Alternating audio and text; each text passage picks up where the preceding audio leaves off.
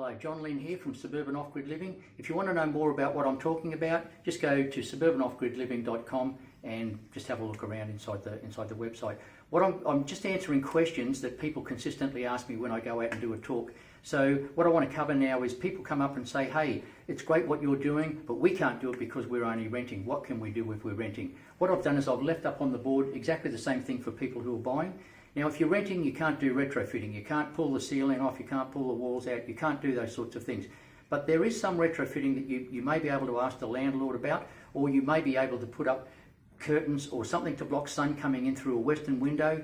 If you can keep the sun out in the summertime or encourage it to come in the winter time to warm up the thermal mass that's inside your home, if you can organise that, sometimes you don't have to do any big thing. Just blocking the sun in the summertime, up here in Queensland where we are during the summertime, it's a problem. The heat is a problem. So if you can stop sun shining through a window, that's something that you can do. So you may need to do something like a retrofit that you will be able to do as someone who rents. But the most important things that you can do as someone who's renting are looking at your appliances that you've got, your personal appliances that you use inside the home.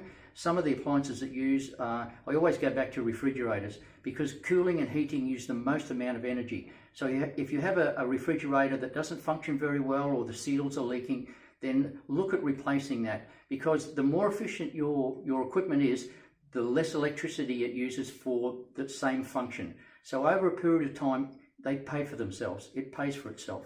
The other thing, of course, to do is practices. So these are fairly common sorts of things. If you've got an air conditioner running, don't leave the cat door open or don't leave a door open.